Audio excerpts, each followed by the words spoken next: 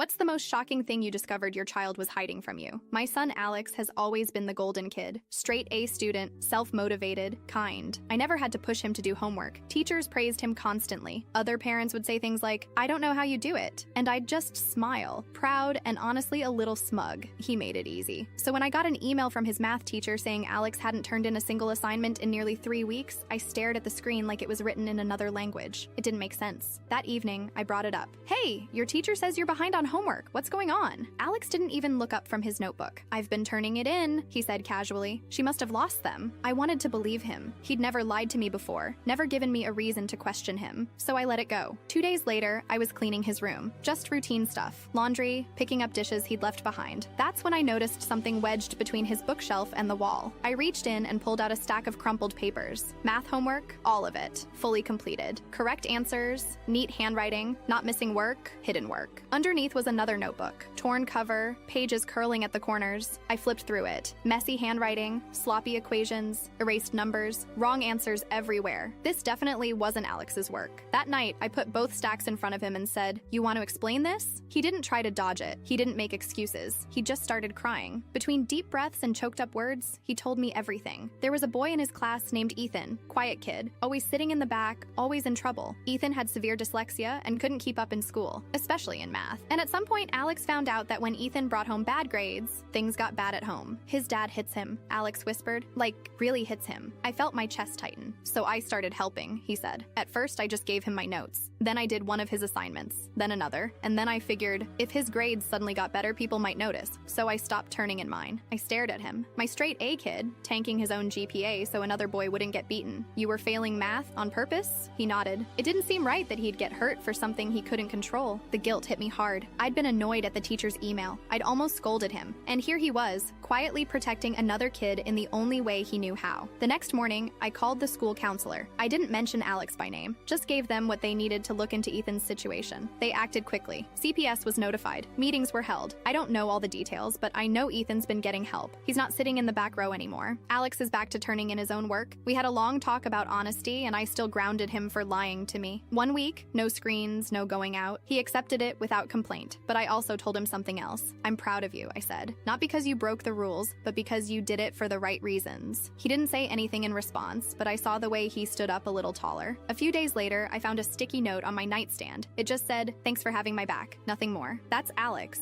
in a nutshell. Quiet, thoughtful, and full of more compassion than most adults I know.